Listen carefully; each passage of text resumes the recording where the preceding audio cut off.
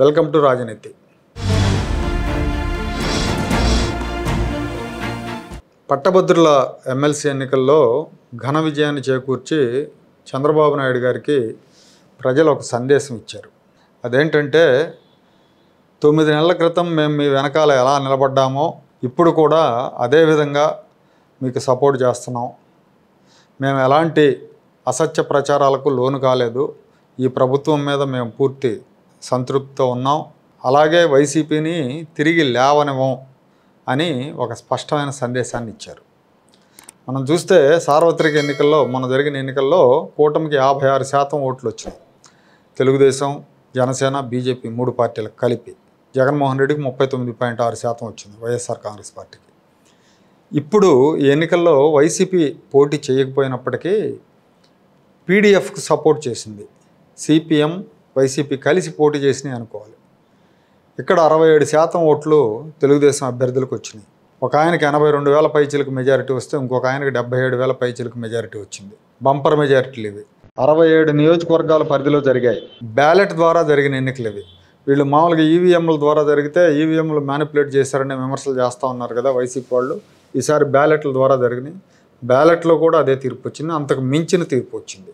అంటే జగన్మోహన్ రెడ్డి ఘోరంగా ఓడిపోయి కూటమి గెలిచి 9 నెలలు అయింది. ఈ 9 నెలల కాలంలో కూటమి మీద ఎంతో కొంత అసంతృప్తి ఉంటుంది, కూటమికి కొంత పర్సంటేజ్ తగ్గుతుందని కొంతమంది ఎక్స్పెక్ట్ చేశారు.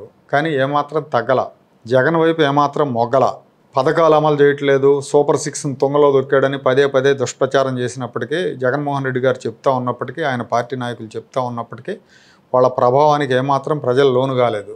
నిరుద్యోగ భృతి ఇవ్వట్లేదని ప్రచారం చేసినప్పటికీ, గ్రూప్ 2 విషయం వివాదాస్పదం చేసినప్పటికి కూడా ఎక్కడా పట్టభద్రులు వీళ్ళ వల్ల పడలేదు. ఈ తీర్పు జగన్ అనే పాము మళ్ళీ తలెత్తకుండా కొట్టినట్టు ఇచ్చిన తీర్పు ఇది. రకరకాల అసంతృప్తులు, సోషల్ మీడియాలో విమర్శలు ఇవన్నీ ఎన్నున్నా కూడా, సొంత పార్టీ నాయకత్వం మీద కేడర్ విమర్శలు ఇవన్నీ ఉన్నా కూడా ఎన్నికల దగ్గరకు వచ్చేసరికి జగన్ అనే దుర్మార్గుడు మళ్ళీ లేవకూడదన్నట్టుగానే ప్రజలు తీర్పు ఇచ్చారు. ఎన్నికల దగ్గరకు వచ్చేసరికి బాబుకు బేషరతుగా మద్దతు ఇచ్చారు.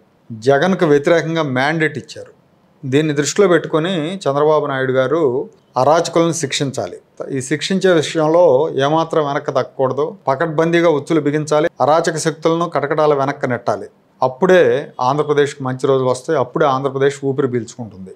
అందుకే నేనంటాను, ఈ తీర్పు చంద్రబాబు నాయుడు గారికి భరోసా లాంటిది. ఈ తీర్పు ఏమాత్రం అటు ఇటు అయినా కానీ ఈ పాములన్నీ మళ్ళీ చెలరేగిపోయాయి. విషనాగులు చెలరేగిపోయేవి. ఒక్కరోజు కూడా పాలన సజావుగా సాగనిచ్చేవి కావు. ఆ ప్రమాదం ఉందనే ఈ పట్టభద్రుల ఎన్నికల్లో ప్రజలు మూకుమ్మడిగా చంద్రబాబు వెనకాల నిలబడ్డారు.